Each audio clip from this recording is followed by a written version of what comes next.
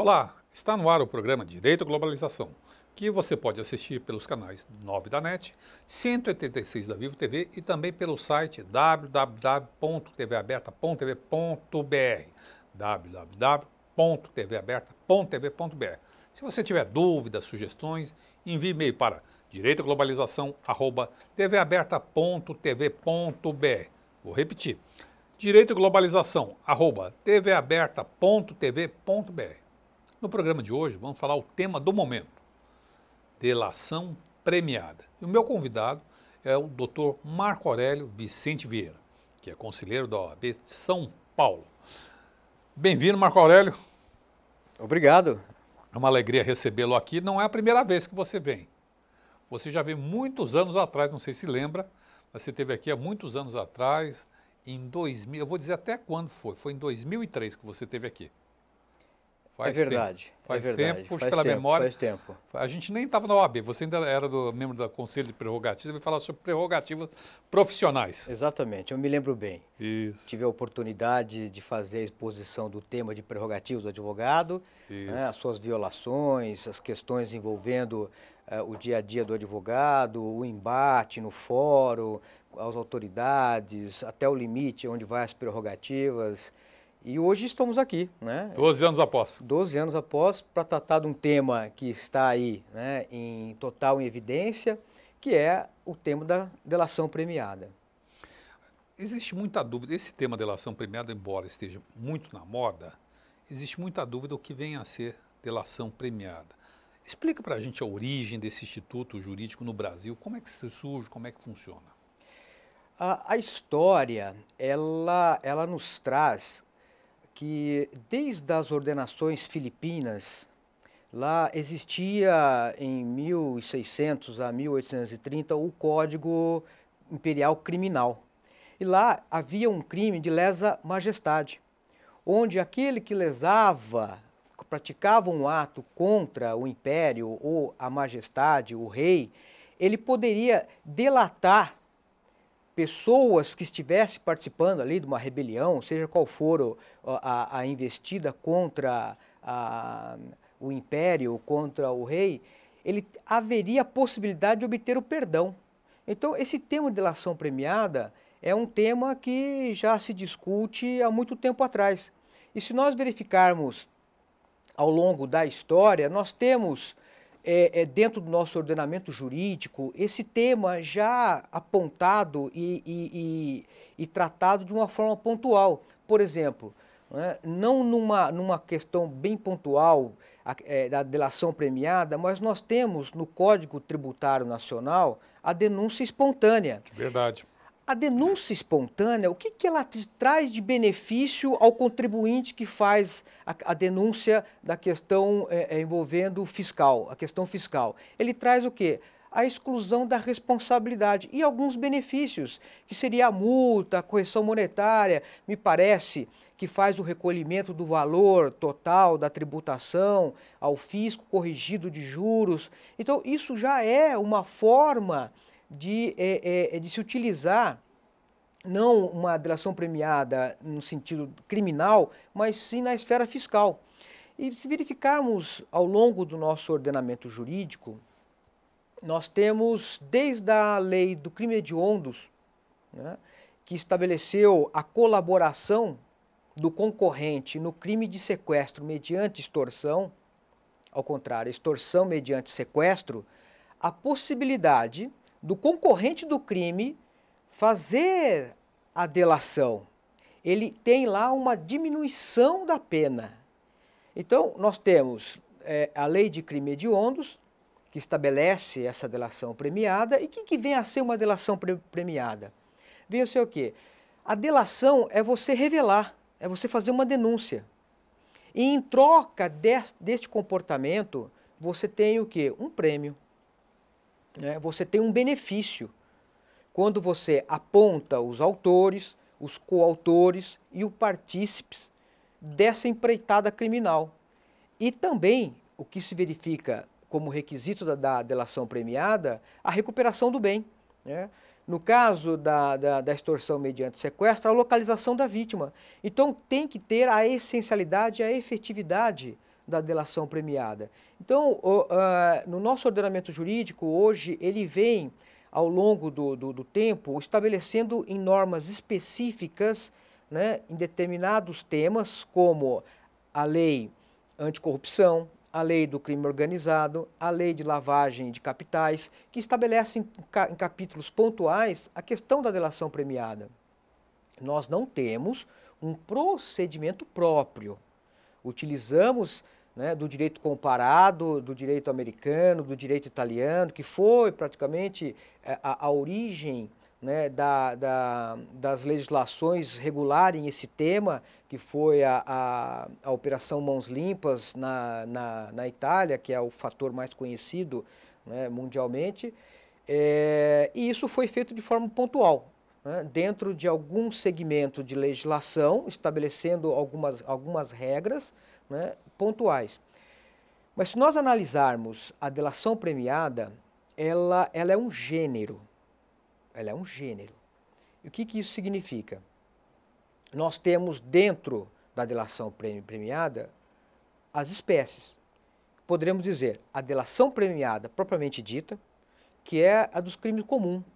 Aquela elencada no Código Penal, aquela elencada no procedimento da lei que regulamenta a proteção a vítimas e a testemunhas.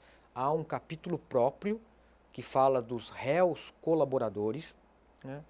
E nós temos os acordos de leniência, que são as questões envolvendo as pessoas jurídicas, as empresas, conforme a lei anticorrupção e o decreto que regulamentou, né? Ou seja, a empresa que participa diretamente com a administração pública, direta ou indireta, ela passa a ter um benefício de um acordo de leniência, que é essa delação premiada, vamos dizer assim, né, tendo como gênero, e ela é espécie, onde através de um procedimento administrativo, ele é obrigado a cumprir algumas regras, né, para poder continuar valendo do processo licitatório, da participação, do envolvimento e do manuseio do dinheiro público e essas coisas. E nós temos, só como terceiro ponto, que seria propriamente dito a questão envolvendo, né, o crime organizado, né, e a lavagem de capitais, seria a colaboração premiada. Este é o tema que se usa atualmente, inclusive nas operações. Temos aí como exemplo a Lava Jato. A Lava Jato utiliza a colaboração premiada? Colaboração premiada. Tanto é que os 20 termos de delações premiadas que estão aí sendo feitos, 9 deles homologados, utiliza-se o termo colaboração premiada, né, que estabelece aí de forma pontual a participação, o envolvimento e a colaboração. Temos que lembrar, né, que a delação premiada é uma técnica de investigação, né? Assim como nós temos diversas outras técnicas de investigação especial ou a padrão é o inquérito policial, né? Vai lá, faz a notícia a crimes na delegacia, se apura através dos depoimentos, das testemunhas, e nós temos algumas técnicas especiais. Por exemplo, agentes infiltrados, a interceptação telefônica. A mais comum hoje em dia, né? A mais comum hoje em dia. Hoje, se diz, já uns tempos atrás, a interceptação telefônica era a prova-mãe, né? Era a prova que embasava todas as investigações, as condenações, as sentenças. Hoje, nós temos a delação premiada. Já está perdendo o posto a interceptação telefônica de prova-mãe, está entrando, né, a delação premiada. Mas ela não é uma prova única para embasar qualquer condenação. Agora, uma questão que diz respeito ao seguinte. Essa colaboração premiada, vamos localizar nisso, nesse tema aí que é bastante extenso, mas vamos ficar nisso que eu acho que é o que mais está chamando a atenção de todos. Você fala, é uma negociação. Eu gostaria de saber que negociação é essa, com quem se negocia e principalmente o que se negocia. Porque tem-se notícias que se negocia repatriação de dinheiro. Fica algum percentual com a pessoa? Essa questão. Por exemplo. Vamos lá. O termo colaboração premiada nada mais é do que um contrato. Isso. Lá ele tem cláusulas. É um contrato. É um contrato. É um contrato. Que eu firmo com o Ministério Público. Com o Ministério Público. Este termo de colaboração premiada, que é um contrato que tem cláusulas e seus anexos, que vão sendo feitos ao longo da discussão, da negociação, nós temos como sujeitos da colaboração premiada quem? O colaborador, que é o agente colaborador, que é o investigado, que é o indiciado, que é o acusado, né? Nós temos a defesa técnica, o advogado. Nós temos o representante do Ministério Público e nós temos o delegado de polícia. Que também participa. Que também participa. Principalmente se já iniciou-se a prisão ou até mesmo a intervenção do Estado, né, na questão da persecução criminal, começou através de uma delegacia ou da polícia judiciária. Então, ele participa porque foi ele que coletou as provas, ele que vai estar ali no primeiro momento, né, numa situação frente a frente com o preso, o indiciado ou o investigado. Ali se discute tudo. Se discute desde a identificação dos autores, coautores e partícipes da empreitada criminal, desde a recuperação do bem e as condições que vai se executar essa colaboração premiada. Como são cláusulas, ali tem a qualificação das partes, o embasamento legal, nós temos a proposta a ser feita. Olha, a delação premiada, ela visa a levantar essas informações, a abrir este campo de investigação. Abre-se todas as propostas na questão das informações, né, que foram colhidas até aquele momento. Tem que ter a anuência do Ministério Público, a aceitação da defesa técnica, você tem que ter cláusulas penais, que seriam, no caso, a rescisão, seria alguma questão que possa vir a colocar em risco a delação premiada, aliás, a colaboração e possa vir a rescindir. A homologação judicial. Por isso que eu não disse anteriormente a figura do juiz. Porque o juiz, ele não pode participar dessa negociação. O juiz, ele só tem um ato judicial homologatório. Ele vai pegar esse contrato, esse termo de colaboração premiada e vai homologar. Ponto final. Por que ele não pode participar da negociação? Porque ele tem o livre convencimento que ele vai julgar o processo. Aí surge uma pergunta, a gente está com 2 minutos para encerrar esse bloco, aí surge uma pergunta seguinte, efetivamente é o seguinte, alguém vai e presta declarações. Qual a segurança que esse alguém tem se o juiz que vai homologar não participa do termo? E ele já contou todo o serviço. Eu imagino que... Mas aí tem, uma das cláusulas que estabelece a questão da própria proposta se não for homologada, esta delação premiada, ela não pode ser usada para qualquer outro fim. Ela só pode ser usada quando devidamente homologada. Mas ela homologa em sentença ou antes da sentença?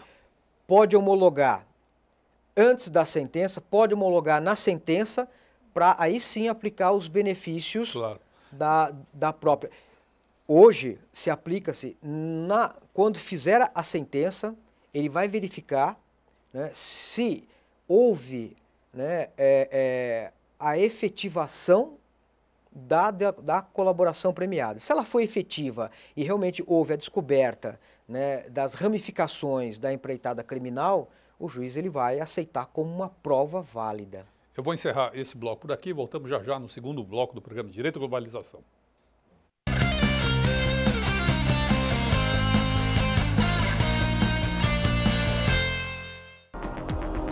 Você pode assistir a TV aberta pelos canais 9 da NET e 186 da Vivo TV. Saiba mais em www.tvaberta.tv.br. TV Aberta São Paulo, a emissora comunitária da maior cidade do Brasil. Este programa tem o apoio cultural da Editora Saraiva e com o apoio científico do Instituto Brasileiro de Ciências Criminais. O programa Direito e Globalização é uma iniciativa da Comissão de Direitos Humanos da Ordem dos Advogados de São Paulo. Faça como esses produtores e realize o sonho de ter um programa na televisão. Venha para a TV Aberta São Paulo. Ligue para 3868-2802 e tenha a oportunidade de estar com mais de 3 milhões de telespectadores. Qualidade na transmissão e custo baixo. TV Aberta São Paulo, a emissora comunitária da maior cidade do Brasil. Acesse o site da TV Aberta São Paulo, www.tvaberta.tv.br. Vídeos. Olá, a partir de... Notícias. Promoções. Assista a nossa programação em tempo real e faça sua pergunta para os programas ao vivo. Participe da emissora comunitária da maior cidade do Brasil. A TV Aberta também está no Facebook. Curta nossa fanpage e acompanhe as novidades da programação do canal comunitário da maior cidade do Brasil. Este programa tem o apoio da TV Interação, Associação Vida e Trabalho e da Ordem dos Advogados do Brasil, Seção São Paulo.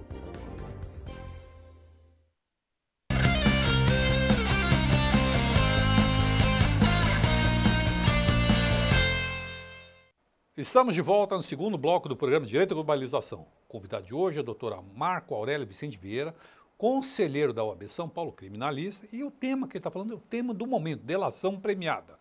E vamos falar, doutor Marco Aurélio, deste tema na prática. Está ocorrendo uma operação no Paraná, de Lava Jato, que todo mundo conhece, que já tem várias pessoas, 9, se não me engano, que já firmaram o termo, mais alguns na fila e outros querendo entrar nessa fila.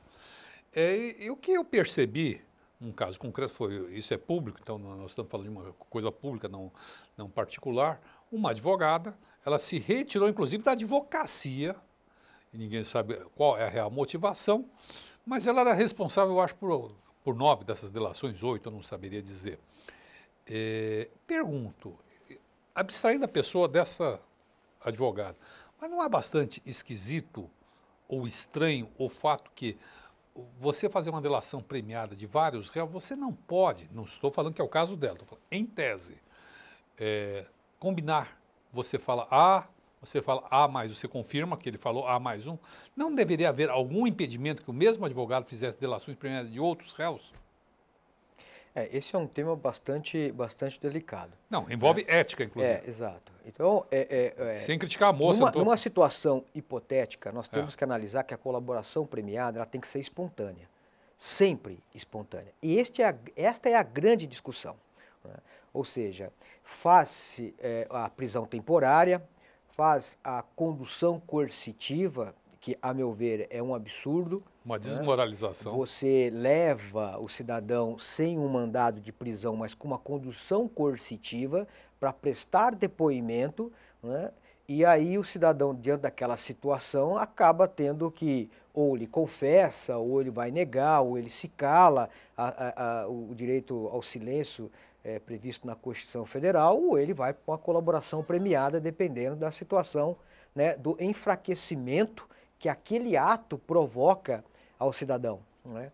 E quando você fala em uma colaboração espontânea, ela tem que ser espontânea mesmo, não pode ter nenhum tipo de intervenção. Se você tem algum tipo de intervenção de fora que venha a alterar aquele comportamento, aquela questão espontânea de fazer as suas declarações, a sua colaboração, é lógico que é uma prova ilícita. Né? Ela está revestida de vícios quanto à sua formalidade e a própria coleta daquelas informações. Então ela não pode ser utilizada em nenhum momento, em nenhuma circunstância, mesmo que ali verifique indício suficiente de uma notícia crimes.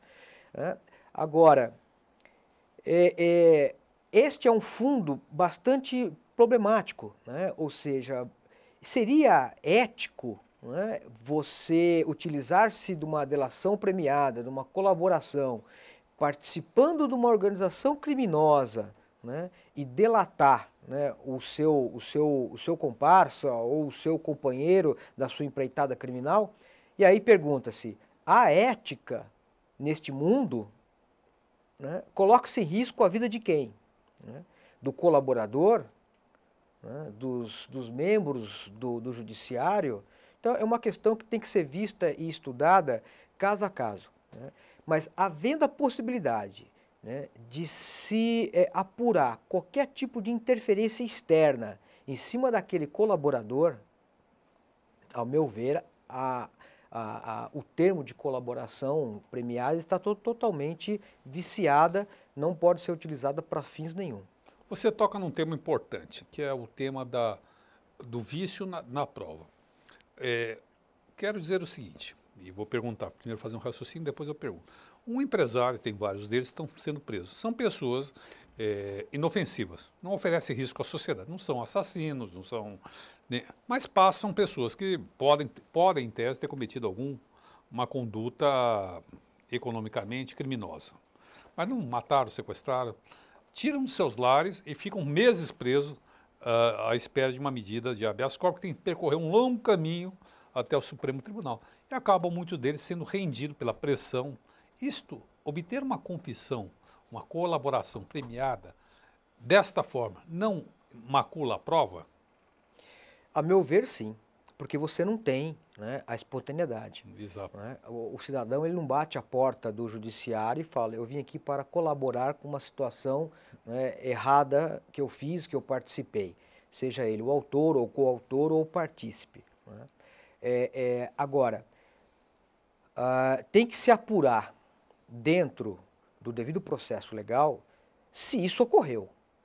Se dentro de uma instrução processual criminal, se dentro da coleta das provas, dentro do contraditório, da efetiva ampla defesa, se demonstrar uma situação que aponte para isso, a meu ver, está totalmente fadada ao insucesso a colaboração, né? E os elementos ali fornecidos. Né?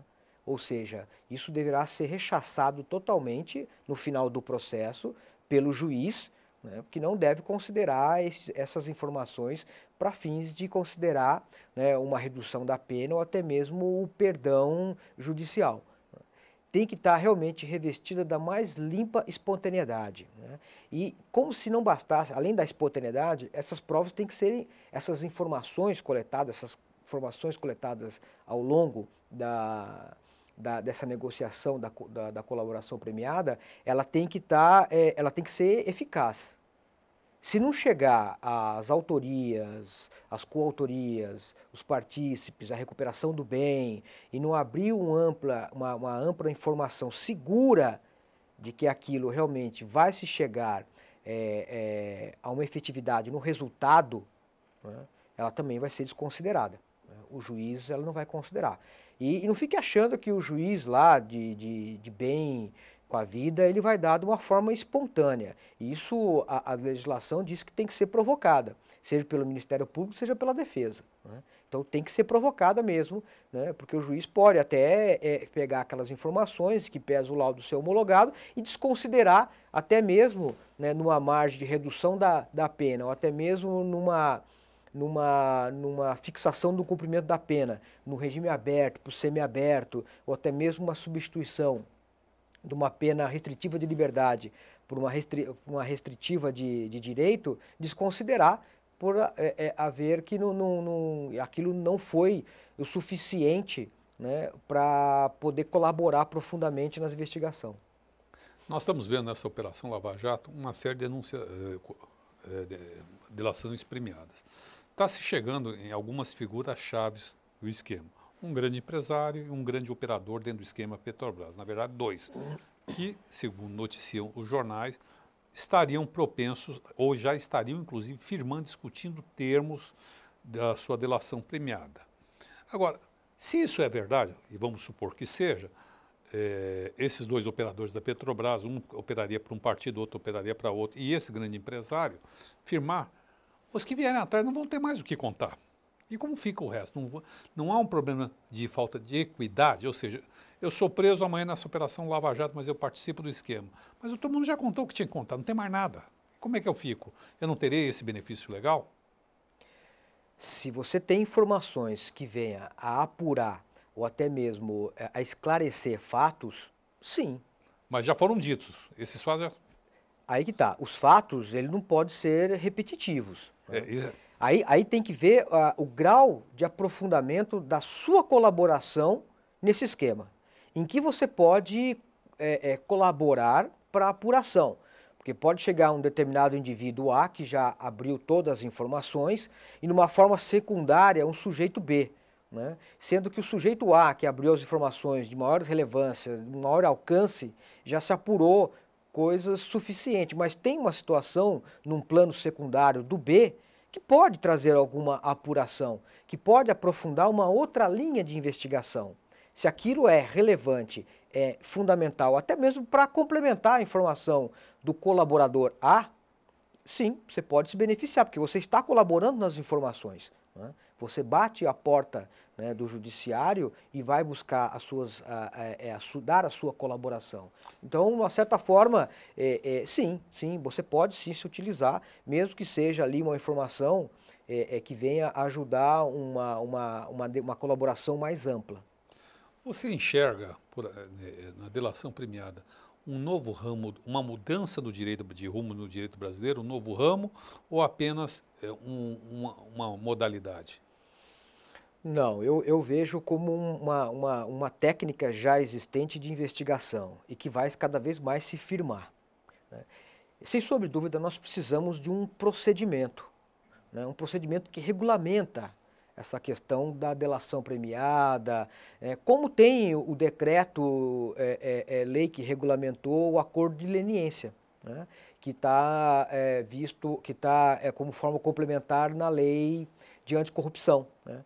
O próprio compliance, né, que verifica a obrigatoriedade das empresas de criar um código de conduta, de procedimento. Então, temos que ter a necessidade de ter, né, uma regulamentação específica quanto ao tema.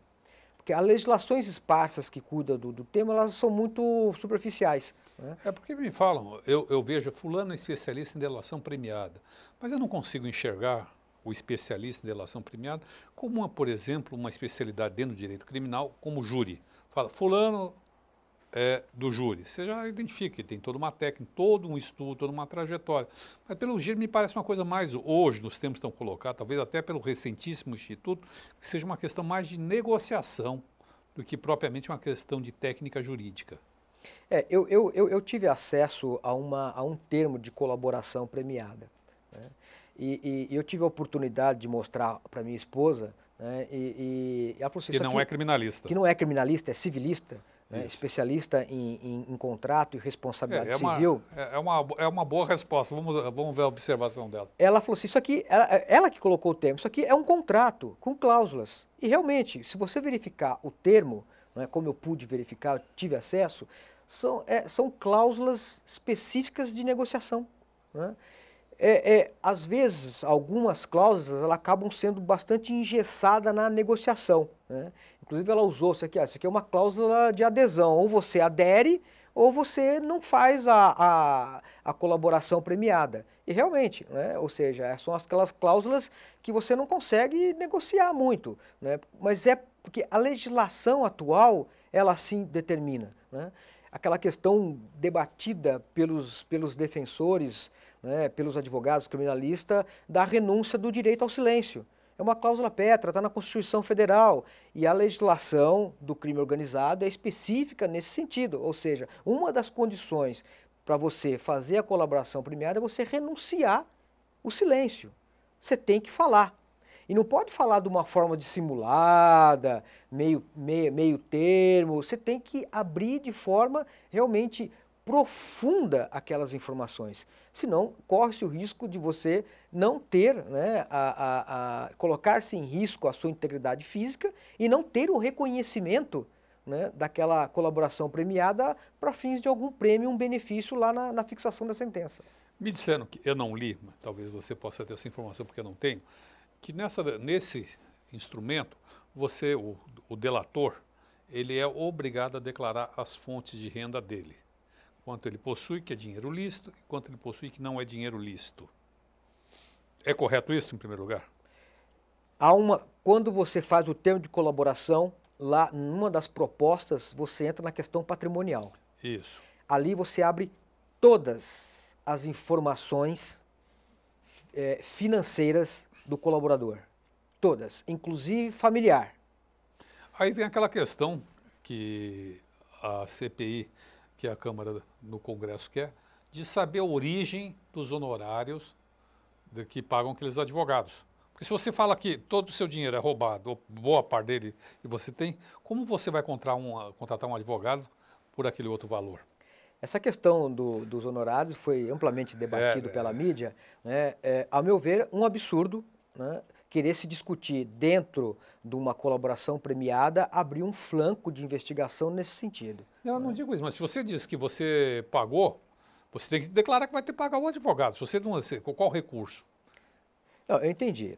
Mas assim, o advogado ele não está obrigado... Não o advogado, mas a parte. Sim, ele não está obrigado a saber a fonte e a origem daquele dinheiro. A parte, ela vai ter que esclarecer. É isso que eu estou falando, eu estou pegando pelo lado da parte. Ela vai ter, o colaborador, ele vai ter que esclarecer essas informações ao longo da negociação, qual foi a origem ou não, né, desse dinheiro. Se ele foi uma origem lícita, uma origem ilícita, por onde ele percorreu, qual o caminho que ele seguiu. Por isso que uma das cláusulas da colaboração premiada é a abertura dessas questões financeiras, né? Se abre não só das empresas que provavelmente o colaborador seja sócio, dos familiares, né? Abre todas as informações. E além de abrir essas informações, também há a imposição do ressarcimento.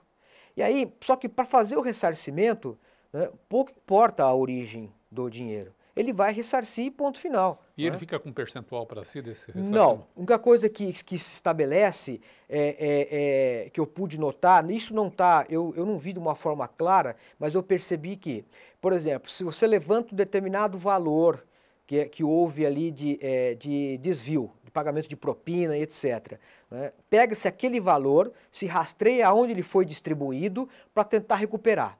O que está para trás da linha do tempo desse valor não se mexe.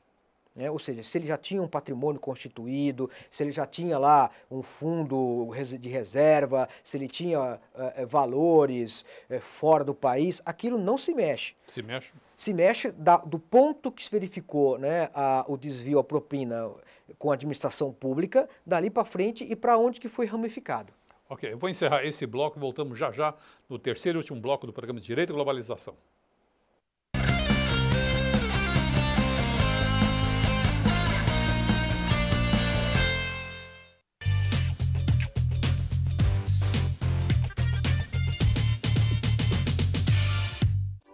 Este programa tem o apoio cultural da Editora Saraiva e com o apoio científico do Instituto Brasileiro de Ciências Criminais.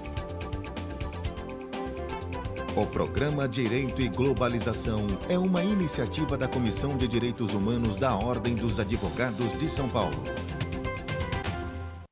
Acesse o site da TV Aberta São Paulo, www.tvaberta.tv.br. Vídeos.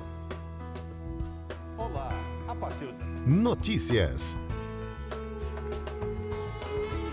Promoções. Assista a nossa programação em tempo real e faça sua pergunta para os programas ao vivo. Participe da emissora comunitária da maior cidade do Brasil. Você pode assistir a TV Aberta pelos canais 9 da NET e 186 da Vivo TV. Saiba mais em www.tvaberta.tv.br. TV Aberta São Paulo, a emissora comunitária da maior cidade do Brasil. Faça como esses produtores e realize o sonho de ter um programa na televisão. Venha para a TV Aberta São Paulo. Ligue para 3868-2802 e tenha a oportunidade de estar com mais de 3 milhões de telespectadores. Qualidade na transmissão e custo baixo. TV Aberta São Paulo, a emissora comunitária da maior cidade do Brasil.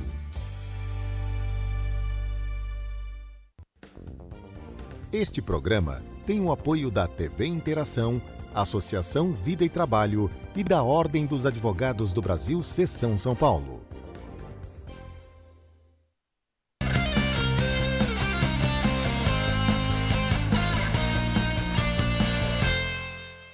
Estamos de volta no terceiro e último bloco do programa Direito e Globalização, recebendo hoje o Dr. Marco Aurélio Vicente Vieira. Dr. Marco Aurélio Vicente Vieira, conselheiro da OAB São Paulo, e hoje está falando sobre o tema do momento, delação premiada. Nós estamos falando de delação premiada, estamos falando logicamente da Operação Lava Jato, que é a que mais tem.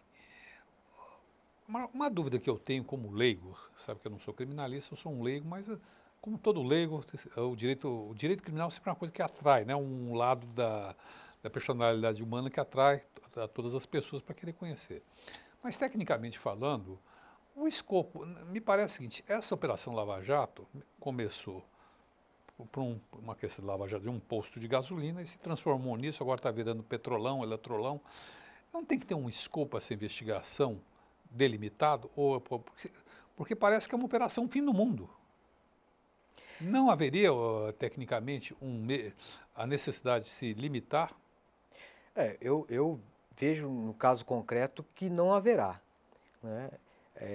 A delação Parece uma CPI do fim do mundo? A delação premiada, né? Ela vai ser utilizada e vai se aprofundar, né? Enquanto tiver nesse perfil sendo utilizado nas operações. Né? Ou seja, prisão temporária, mandados de condução coercitiva, né? E colocação das informações do balcão, na operação. Isso depois vai ser discutido no balcão de negociação e se o colaborador ou preso lá, o indiciado, aceitar, ele já abre uma possibilidade de negociar sua pena até responder o processo de liberdade, senão ficará preso, né, até a sentença final, podendo responder em liberdade o recurso ou já começar a cumprir a sua pena provisória. Né? Eu acredito que isso é uma tendência que vai se firmar. Né? Há projetos de lei já tramitando no Senado e no Congresso para regulamentar essa questão, seja ela de uma forma mais procedimental, seja ela de uma forma mais rígida na questão da apuração dessas informações, mas que ela vai ser utilizada de uma forma amplamente ao longo de alguns tempos, né, porque a Lava Jato só deflagrou, né, o gênero, e nós vamos ter as espécies que já estamos na 17ª operação. Né? Isso não vai parar aí. Não, eles querem pegar o Brahma lá, né? Acredito que vai muito mais além disso. Né? E o objetivo é chegar realmente aos mentores. Ao né? número 1, né? Aos mentores intelectuais dessa organização criminosa, desse mundo aí de corrupção que estamos aí sendo vítima, que isso está trazendo uma consequência terrível ao nosso país. Não, sem dúvida você observa bem ao dizer que eu acho que a sociedade ficou saturada, ficou cansada de tantos e tantos. E não diz respeito a este governo, eu acho que isso é um conjunto de coisas que vem acontecendo ao longo dos anos, mas que tomou um caminho que é muito grande. Diz que um antigo governador do estado de São Paulo instituiu que os 10% era coisa de garçom. Falei, não, 10% é gorjeta, é de garçom, quero mais. Então essa fome, esse apetite pelo dinheiro tomou uma forma, e a política deixou de ser uma forma de transformar ou participar da sociedade para uma forma de se enriquecer. Eu acho que essa Operação Lava Jato, ela vem num bom momento que coloca as coisas. Claro que ela exagera porque eu acho que infringe muitas regras do Estado Democrático de Direito. Mas uma notícia particularmente me deixou hoje preocupado, talvez e eu toquei nesse assunto, é que o juiz Moro declarou que a Operação Lava Jato veio para ficar e ela não se esgota. Mas um país precisa de estabilidade. Por isso que eu fiz essa pergunta achando, será que essa operação não tem um momento, não teria que parar para, ao invés de ser... Daqui a pouco ele está investigando a 28ª etapa, 30ª, e assim vai. O escopo está muito amplo. Ele está utilizando-se dessas colaborações premiadas para deflagrar as fases, né? Como eu disse anteriormente. Isso. Isso vai se aprofundar. Vai se aprofundar em várias outras operações e vai abrindo. Uma hora é a Petrobras, uma hora é uma outra instituição pública, um outro órgão, um outro segmento, uma outra empresa, e vai se aprofundando, né? Você sai das questões das empresas privadas, você está dentro de instituições públicas, daqui a pouco está dentro de partidos, e a coisa vai tomando BNDES, volume. fundos de pensão. E por aí afora, Caixa Econômica, Banco do Brasil, né? Isso nós estamos falando nível Brasil, né? Sem falar das questões envolvendo o uso do dinheiro público fora do Brasil. Financiando que é obras outro públicas. tema que vai, com certeza, abrir aí um leque totalmente diferenciado. Mas eu vejo que isso tem que ser feito no sentido positivo. Evidente que o limite disso tudo está no Estado Democrático de Direito. Nós somos um país regido por uma Constituição Federal que tem que ser respeitada, né? Mas isso vem, né, ao encontro de um Brasil que quer progredir, quer ser um país, sair do subdesenvolvimento para um país, né, desenvolvido. Começa por aí, né? Muita coisa há que se remediar, há que se consertar, né? Mas eu vejo isso com bons olhos como cidadão, né? Ou seja, a possibilidade de se estancar esse tipo de situação, porque hoje o cidadão concorre a uma eleição, ele não busca ali a prestação de serviço pública. Não. Ele quer fazer business, né? Ele quer roubar. Negócios. Né? E aí não é favorecer só ele, favorecer os amigos, a família. Temos que parar com esse tipo de raciocínio. Você foi muito educado falar business, foi muito educado e gentil da sua parte com o ladrão de dinheiro público, mas na verdade ele quer roubar mesmo, né? Exatamente. O business, esse é o termo correto. O termo correto, me desculpem a falta de decoro ou a pouca educação, mas eles realmente querem pegar nosso dinheiro, né? Verdade. Mas eu vejo assim com bons olhos, né?